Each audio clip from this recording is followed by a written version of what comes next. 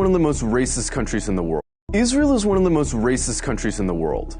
Israel is one of the most racist countries in the world. While you'll never hear anyone in the mainstream media say this, this is actually one of the most important things you need to understand if you want to know what's happening right now.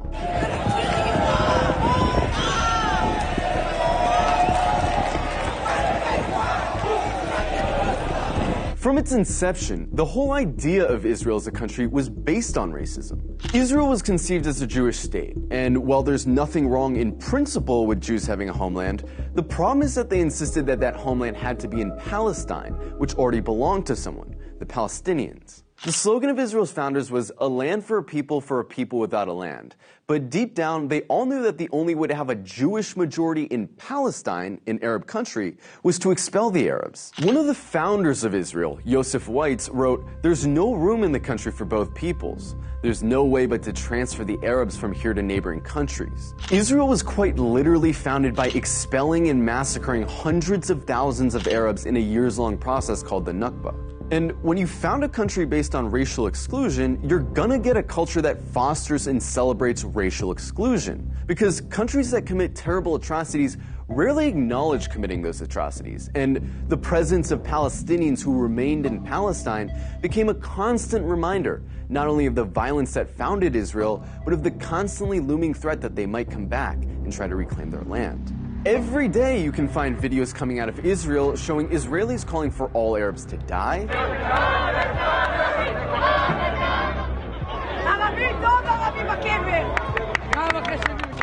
insulting the Prophet Muhammad,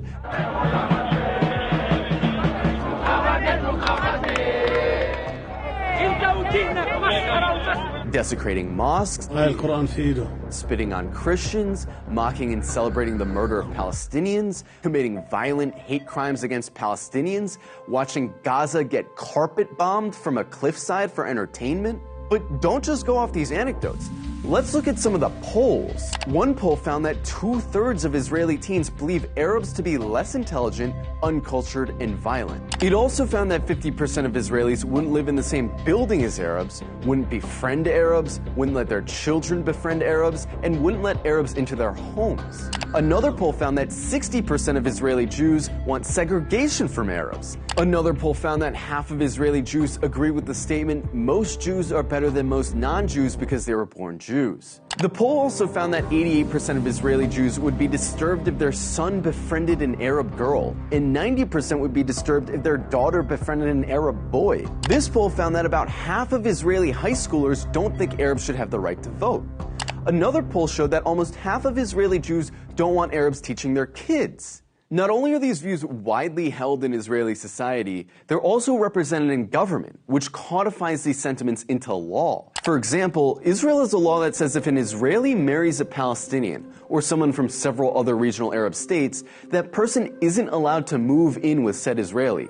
This law was passed in 2003, but it's been renewed every single year since. Israel also doesn't allow interreligious marriage to be performed in the country, which is meant to deter Jews from marrying non-Jews. In 2018, Israel passed the nation-state law, a law which has constitutional status, which says the right to exercise national self-determination, i.e. have rights, is the exclusive right of Jews. No one else. There's also the Nakba law, which makes it illegal to acknowledge the Nakba, the expulsions of Palestinians that were needed to found Israel. This would be like passing a law to make it illegal to talk about indigenous genocide or slavery in America. There's also the Admissions Committee law, which basically allows towns to operate panels that deny applications for entry based on socio-cultural compatibility, which essentially just legalizes racist housing discrimination. In Israel, advocating genocide of Palestinians doesn't hurt your chances of holding a high position in government. And in fact, in many cases, it helps. In 2014, Israeli lawmaker Ayelet Shaked wrote an unhinged rant on Facebook, calling all Palestinians enemy combatants and saying their mothers should be killed for giving birth to, quote, little snakes. The next year, she was appointed Minister of Justice by Benjamin Netanyahu. Itamar Ben-Gvir, a lifelong admirer of Meir Kahane, an Arab exterminationist, a man who praised a Jewish settler who killed a Palestinian for throwing a rock at him, a man who was famously acquitted after being criminally charged for chanting death to Arabs, is Israel's current Minister of National Security. He's not some fringe figure either. He's one of the most popular politicians in Israel right now. In the last few days, Israel's been working hard to cast itself as the victim of hatred, the victim of terrorism, the victim of anti-Semitism, that they have no choice but to lay siege to Gaza. But underneath this carefully concocted victim complex is a racist, Jewish supremacist state that's been trying to finish the job that the Nakba started for decades. And really, this shouldn't come as a surprise to anyone. After all, they're literally cutting off water and electricity to a city of 2 million people right now. Their generals talk openly about flattening Gaza and killing the animals, meaning Palestinians. It's obvious their goal is genocide.